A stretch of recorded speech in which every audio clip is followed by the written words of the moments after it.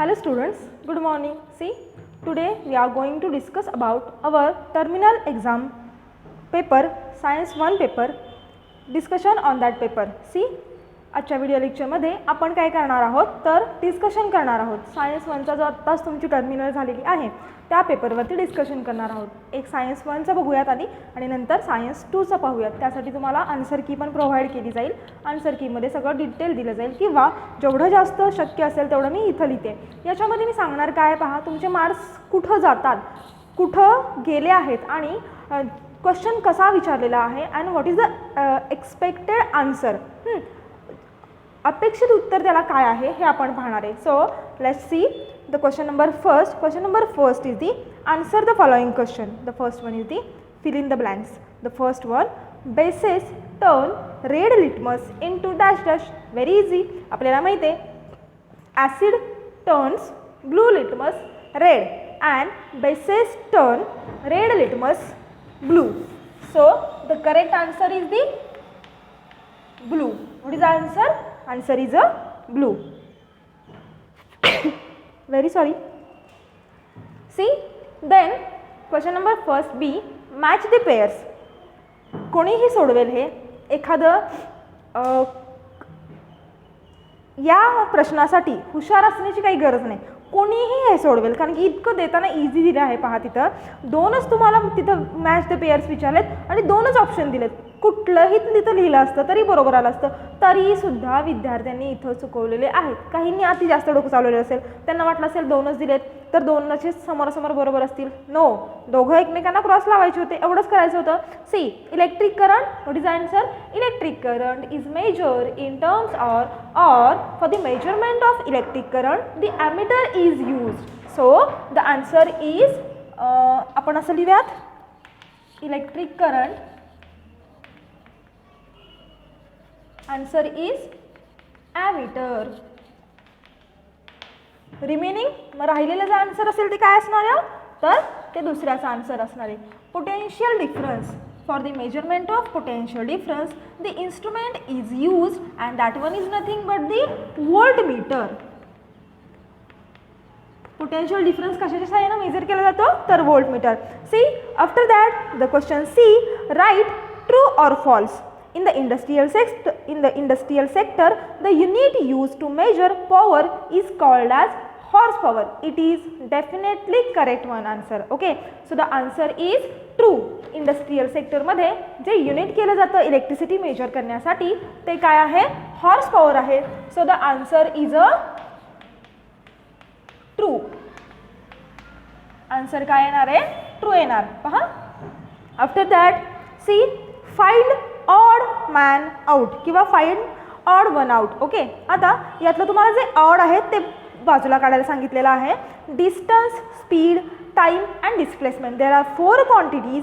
All of you know that speed, time and displacement is a scalar quantity. Therefore, very sorry, distance, speed, time and displacement. Okay, आणि यातलं तुम्हाला जे odd आहे ते बाजूला काढायला सांगितले, तर यातलं जे डिस्प्लेसमेंट आहे ते बाजूला निघते किंवा ते ऑड आहे. का हो? कारण की distance, speed and time, these three are scalar quantities while displacement is vector quantity. So the correct answer is the displacement. Paper is very easy one. See, इथंच लिहिते, the answer is displacement. Okay, after capital B, this is the A आणि ह्या A मधले हे सगळे होते. Now capital B is for multiple choice of question or rewrite the following sentence using proper alternative. काय करायचं आहे तुम्हाला? एक चारपैकी करेक्ट अल्टरनेटिव्ह चूज करायचं आहे. 1 nanometre is equal to dash dash metre. 1 nanometre is equal to 1/10⁹ meter. The correct answer is this one. So number second, momentum. What is a momentum?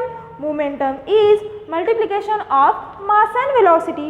So the answer is momentum is multiplication of mass and velocity. पहा लिहून देते सगळं. So आपल्याला वेगळं काय देत बसायची गरज लागणार नाही. See the third one, colour of pH paper in neutral solution. See colour of pH paper in acidic solution, it is a reddish one. Okay, in basic medium it is a bluish one, and when at the neutral medium the color of pH paper is always a green. All of you know that rainbow, ताना P ही नी पाजा किंवा जातानाही पाणी P, नाही ते नाही वापरायचं, ताना पी ही नी पाजा. So the correct answer is the in neutral medium the color of pH paper is green. So the correct answer is green. See number 4, Newton's second equation of motion. All of you know that. What is the correct answer? S is equal to ut plus 1/2 at square.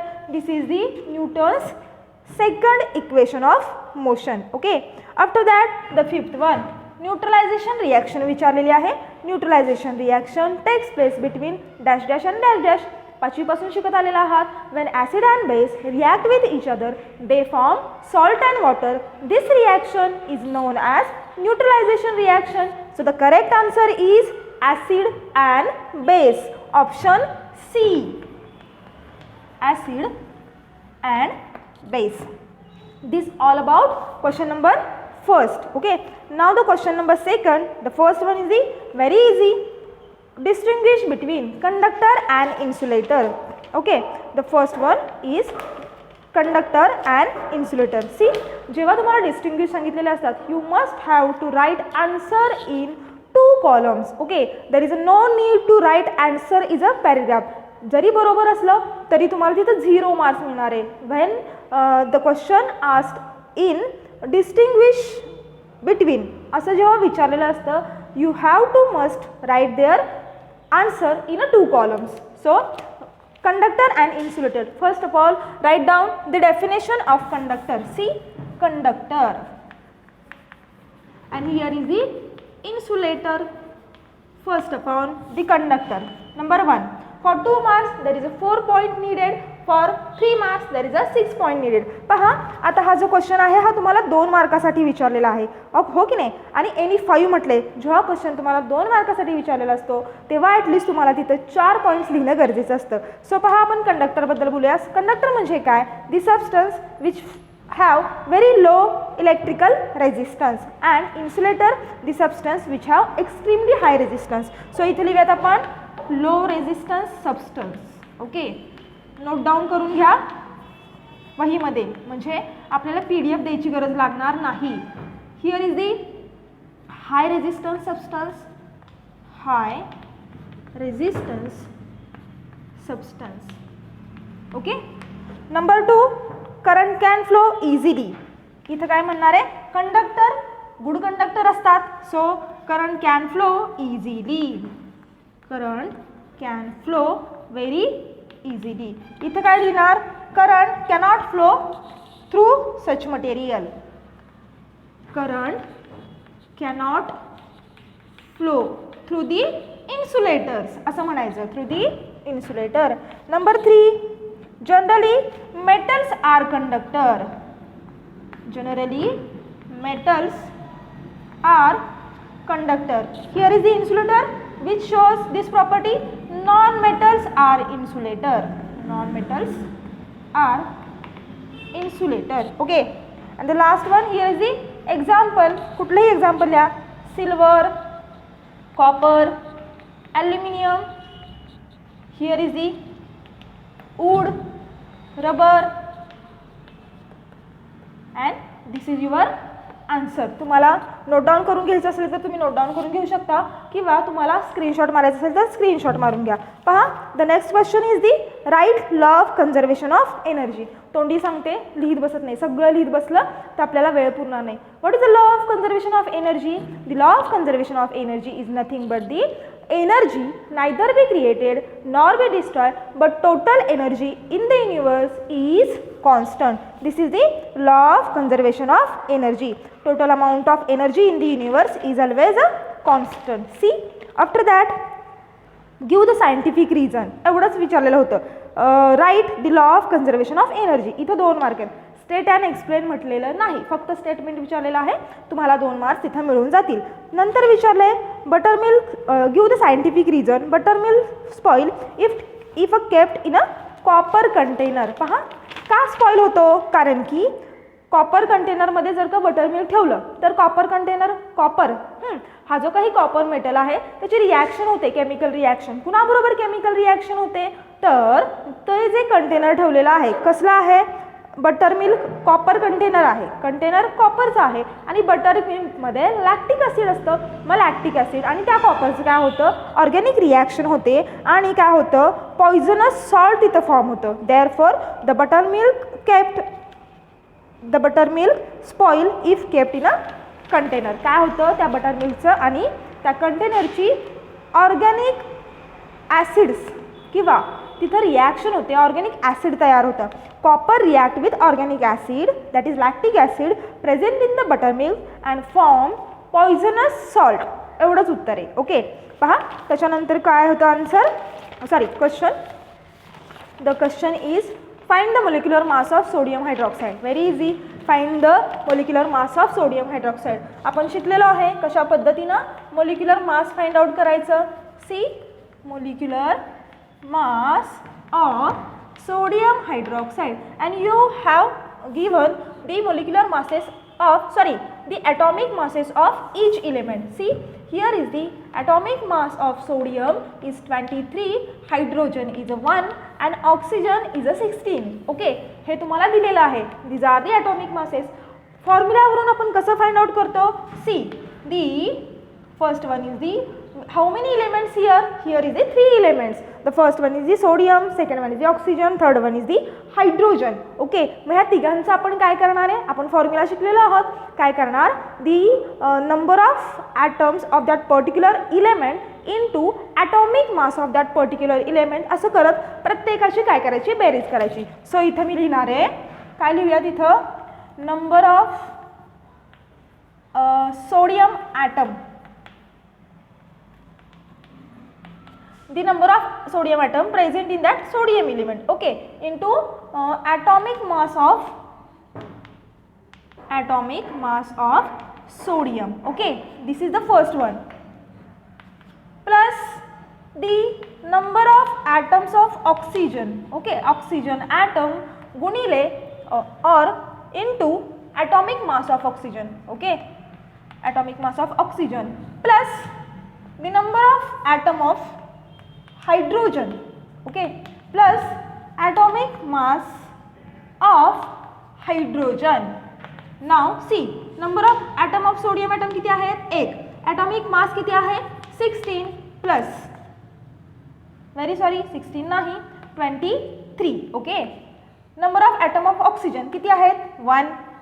atomic mass of oxygen किती आहे, 16 plus number of atom of hydrogen किती आहेत, 1.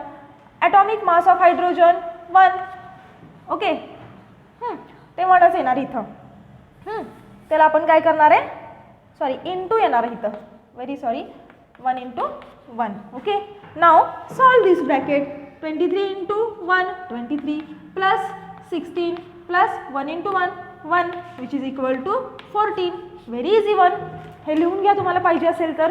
दिस is all about the molecular mass of sodium hydroxide. After that derive the Ohm's law. Ohm's law derive करायला विचारलेला आहे. आता derive म्हटल्यानंतर तुम्हाला फक्त स्टेटमेंट देऊन चालणार नाही. पहा, क्वेश्चन कशा पद्धतीनं विचारलं आहे ना ते समजून घ्यायचं. आपल्याला काही घेणं देणं नाही आहे, त्यांनी जे काही विचारलं आहे ना ते आपल्याला द्यायचं आहे. आता इथं स्टेट म्हटलेलं आहे का, स्टेट नाही म्हटलेलं. सो तुम्हाला फक्त तिथं स्टेटमेंट देऊन चालेल का, नाही देऊन चालणार. तर तुम्हाला तिथं काय द्यावं लागणार आहे, तिथं तुम्हाला डेरिवेशन द्यावं लागणार आहे बाळांनो. डेरिवेशन दिलं नसेल तर 1 मार्क जाणार आहे. So the correct answer is D, what is the Ohm's law. Ohm's law is nothing but the electric current flowing in a metallic conductor is directly proportional to the potential difference across the terminals provided the physical conditions of the conductor such as length, area of cross section, temperature and material remains constant. मग तिथं काय करायचं तुम्हाला, हे झालं statement for 1 mark किंवा जो law आहे तो लिहा आणि त्याच्यानंतर डेरिवेशन लिहायचं आहे. डेरिवेशन काय आहे, I into I directly proportional to V, therefore I is equal to KV. What is the equation for Ohm's law, I into V, I is equal to KV, I is equal to 1 upon K into V, 1 upon K is a proportionality constant, therefore V is equal to IR, okay, and after that R is equal to V upon I and I is equal to, this is the Ohm's law, this is the derivation for Ohm's law. See the question after that, derive formula for potential energy. हे झालेलं आहे का? आपण इकडं बघूयात.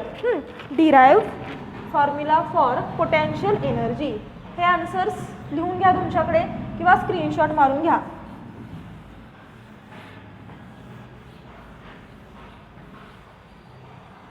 See, work, all of you know that work is equal to force into displacement, therefore W is equal to, force is nothing but the mass into gravitational force into H, therefore W is equal to mgh. Very easy.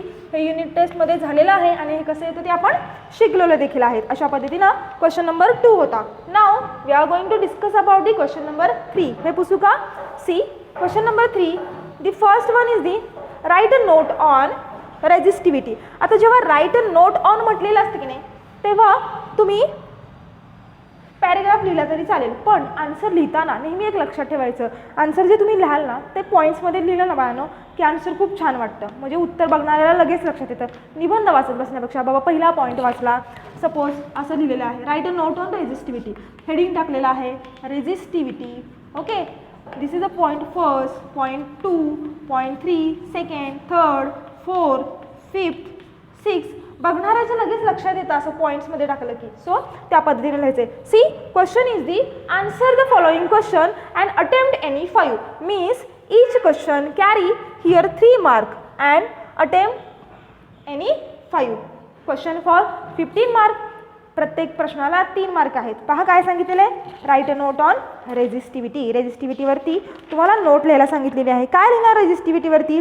The resistance of a conductor of length L and area of cross section A where P is equal to resistivity of the conductor, P depend on the material. जे काही आपण रेजिस्टिव्हिटीमध्ये बघितलेलं आहे हे ते तिथं येणार आहे. तुम्हाला आन्सर कीमध्ये हे मिळून जाईल. Derive the formula for kinetic energy of an object of M moving with velocity V.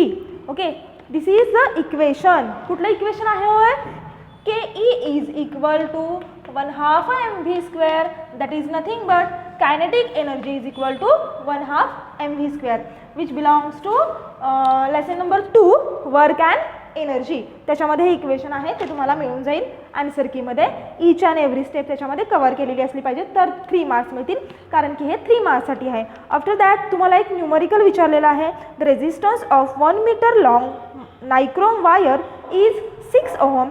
If we reduce the length of wire to 70 centimeter, what will its resistance be? याचा रेजिस्टन्स काय असेल असं विचारलेलं आहे. Numerical खूप सोपं आहे. पहा मी फक्त आन्सर सांगते, न्यूमरिकल तुम्हाला याचं आन्सर कीमध्ये मिळेल. The answer is 4.2 ohm. The correct answer is D 4.2 ohm. See after that very interesting and very easy question. Element दिलेले आहेत, सिम्बॉल, व्हॅलन्सी, आयन आणि नोमेनक्लेचर विचारलेलं आहे. खूप सोपं होतं. पहा याच्यामध्ये आपण इथं पाहूयात आणि जे मोठे क्वेश्चन आहेत ते मी इथं लिहित बसत नाही, कारण की आपला वेळ जाईल, आपल्याला अजून सायन्स 2ची पण पाहिजे आहे. सो पहा, copper, here is the symbol copper. After that mercury, after that iron. Okay, see here is the symbol, here is the valency, here is the iron and nomenclature. Okay, symbol for copper Cu, symbol for mercury Hg and iron Fe. See valency of copper, it is a 1 and 2. किती असते? 1 and 2. आपण शिकलेलो आहे. मर्क्युरीची किती असते? It is also 1 and 2 and here is the 2 and 3. See 1 and 2 कोणाची असते? 1 कोणाची असते? तर Cu+ आणि Cu2+, याला म्हणायचं क्युप्रस आणि याला म्हणायचं cupric. See here is the Hg+ and Hg2+. So here is the mercurous and mercuric, and the third one is the Fe2+ and Fe3+, ferrous and ferric. Okay, अशा पद्धतीनं तो तुमचा कॉलम जो होता तो फिल करायचा होता. पहा नंतर विचारलेला आहे की derive the law of conservation of momentum which is belongs to topic 1 laws of motion. See इथं दिलेलं आहे पहा, तुम्हाला फक्त फिल इन द ब्लँक्स भरायचे होते. काय काय आहे फिल इन द ब्लँक्समध्ये फक्त मी सांगते. जो पहिला ब्रॅकेट आहे त्याच्यामध्ये काय होतं तर m2 into v2 minus u2 divided by t. Here हे पहिल्या ब्रॅकेटमध्ये. दुसऱ्या ब्रॅकेटमध्ये is equal to minus of m1 v1 u1 after that m2 v2 minus m2 u2 which is equal to m1 v1 and after that the final answer will be काय येणार आहे पहा. Final answer m1 u1 plus m2 u2 असं येणार आहे. आणि हे प्रत्येक ब्रॅकेटमध्ये तुम्हाला लिहायचं होतं. अशा पद्धतीने ते विचारलेलं होतं. किती विचारलेलं आहे पहा, 1 2 3 4 5 विचारलेलं आहे. 3 मार्क्सला ते विचारलेलं होतं. नंतर complete the following chemical reactions. ह्या पण खूप सोप्या होत्या. पहा केमिकल रिॲक्शन्स काय आहेत आणि कशा पद्धतीने विचारलेलं आहे. डिटेल सगळं तुम्हाला आन्सर कीमध्ये मिळेलच. बऱ्यापैकी सगळं घेतलेलं आहे. पहा CaO म्हणजे calcium oxide react with twice of HCl. It gives CaCl2 plus H2O. Here is it is liquid form, here is the aqueous form. हे सॉलिड फॉर्ममध्ये आहे आणि हे ॲक्वियस फॉर्ममध्ये आहे. This is the first one. Second one Na2CO3 solid plus twice of HCl. It gives काय होईल Na2CO3 washing soda plus hydrochloric acid. It gives Na2Cl twice of NaCl कारण की इथं पहा इथं Na2 आहेत, इथं Cl2 आहेत. NaCl मिक्स होईल, हा CO2. आणखी काय राहिलं पहा, एक ऑक्सिजन आणि 2 हायड्रोजन राहिले, हो की नाही. मग H2O. अशा पद्धतीनं ही रिॲक्शन होईल. ओके, पहा त्याच्यानंतर काय आहे Mg plus twice of HCl. HCl किती आहेत 2 मोलेक्युल आहेत. सो इथं तयार काय होईल, हा प्लस ह्याच्याबरोबर मायनस बरोबर रिॲक्ट होईल.